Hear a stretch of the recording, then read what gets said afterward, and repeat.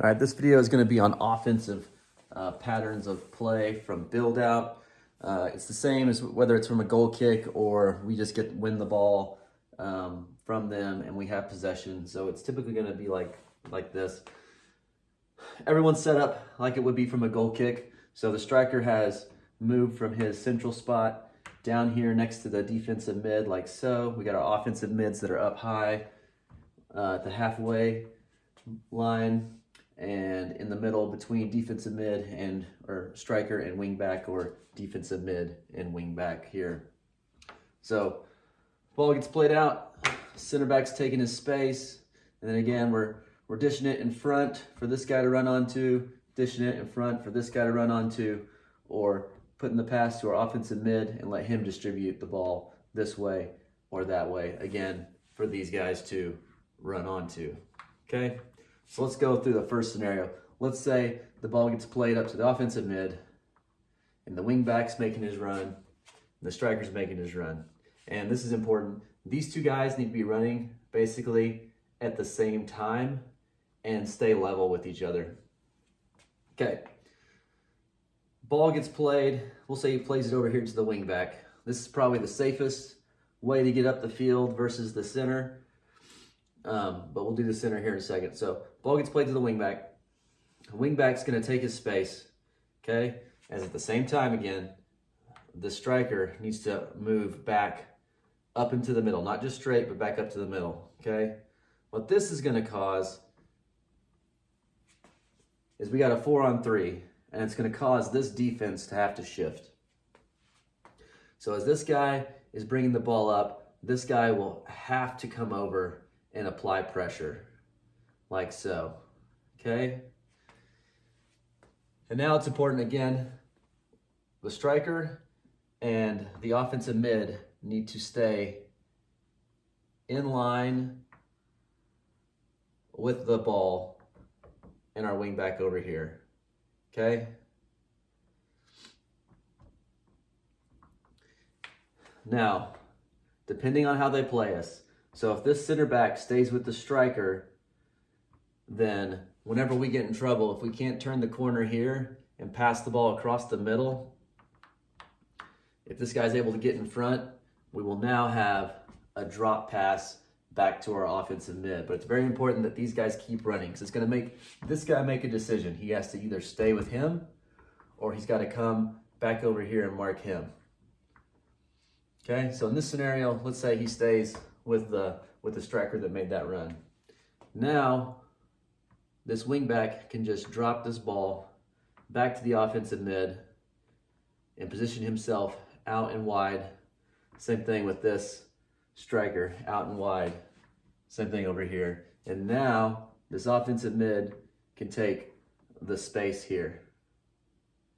And now we have a 3-on-2 situation. And the reason we position ourselves out here wide is that as soon as one of these guys go, we can play that ball so easily into this gap up to these guys, okay? It would be great if this guy went, because then as this guy's coming, this ball just gets played up here into space, and this guy can just run straight for an easy goal. Typically though, you won't get that lucky. It'll probably be this guy coming, and that ball can then get played. Also, I don't want it played to the corner. I want it played straight back like this, so then we can still run straight to the goal from there. Okay. Now, sometimes if you got a good defense, what should happen is this guy will have shifted over, and this guy will have shifted over. Okay, it'll look more like this. So now our option is going to be the far side guy will be open. Now there's still probably an opportunity to play the ball up into space here. Probably it's going to be more towards the corner now because of this guy and this guy. But the option I would really like to go for is crossing the ball. So this ball's probably going to have to get played in the air if this guy is up a little bit higher to get over everybody. But if not, you could still play that ball on the ground across and over to here.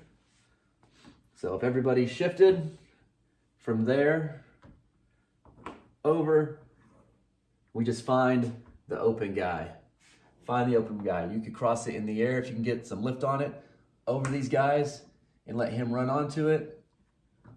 Or you could pass that ball on the ground back to him, and then he could take his space, and these two guys could continue their run. The main thing I will say on this is that whether it's the wingback or the offensive mid, we don't want more than 3 guys that are really high, and then one of these guys has to stay back. You're still going to go up, but you're going to be back a little bit just in case we need to have someone come back on defense. So this could be switched. It could be that the wingback is back here and the offensive mid is up here, but we're always going to have 3 up high and 1 that's in between these guys, and also about 10 yards back to create some passing angles and a drop pass. As far as the rest of the team goes, so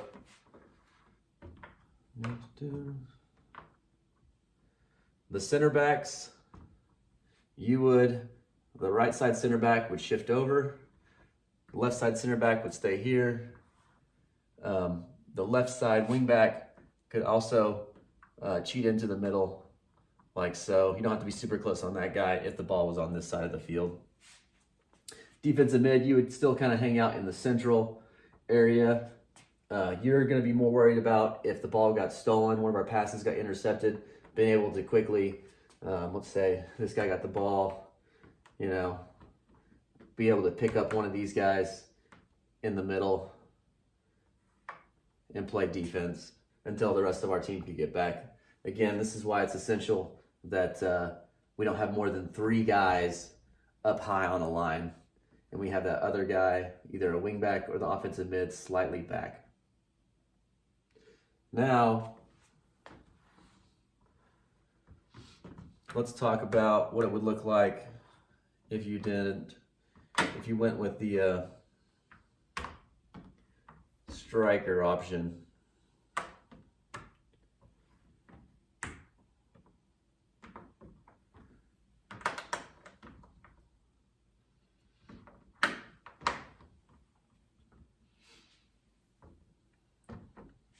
So again, ball's here, center back is bringing it up, passes it to the offensive mid. These 2 guys are making the runs at the same time, but this time we decide to go with the striker that's making that run. Okay? Now again, he'll take this space, and we've got another 3-on-3 opportunity here. And what's going to happen in this scenario is these guys will position themselves on the blind side of their defender, and hopefully what we can do is, again, play these balls through the lines into space, kind of in front of the goal, so our guys can run onto them, because they're going to be facing this direction. These defenders have their back to goal, so these guys should be faster and should get to the ball quicker if it's played behind them just like that. Like, you play a ball right there, boom, he's gone. You can play a ball out to there, and this offensive mid is also gone. All right, let's say we were able to play the ball into this space, and now the offensive mids are running on. Striker's still making his run. We're just pushing the hole. We're pushing their defense back to get in scoring position. So defensive mid would go more to the middle. Again, we'd shift over with our center backs. So our right center back comes over to mark their forward. Our other left center back stays in the middle. Our wing back stays with the forward on this side. And our defensive mid is going to have kind of 2 guys that he's responsible for covering. What will happen, though, is if the ball's on this side, remember we talked about how there would only be 3 people up high in a line, and then we'd have a 4th guy who's kind of 10 yards back and in between our guys, okay, for like a drop option. So that wing back if the ball came out here, he would creep in to the middle like this. And this is a very sneaky run here. So if we got the ball looking like this, if the defense was set like this, we had 3-on-3. This run will help us break the line further and probably get an easy goal. So this wingback will come from here on the outside and invert. So that wingback is going to come in between those two guys. Typically, it's the forward is who's marking that guy initially. So there's usually a miscommunication between the forward and the midfielder of who's going to pick this guy up if he makes this run quick. So you make this run wingback in between our striker and offensive mid, just like this, and you call for the ball, we can drop that ball back to you. And again, we position ourselves outside on the blind side of our defenders. And look what we got. We got a 2-on-3 situation right here, probably with someone running to try and catch up from behind. And then you can play this ball right here for the striker, which would be a great ball for that striker to run onto and have an easy shot or easy look at goal. You can play that ball right here for the wingback to run onto. Or, worst case scenario, these guys are dropping back like this. We just play the ball back out here for an easy cross, or play the ball over here for a shot at goal. Like so. And then also, our offensive mid on this side is keeping it wide. But if this guy did come over to help and cover, we always want to find the open man, okay? In this case, again, if we could get this ball in the air and cross it into this space for him to run onto, or if we didn't feel comfortable getting it in the air, we could put it on the ground to him and he could take his space up into that corner and put in a cross as well. And that is the offense.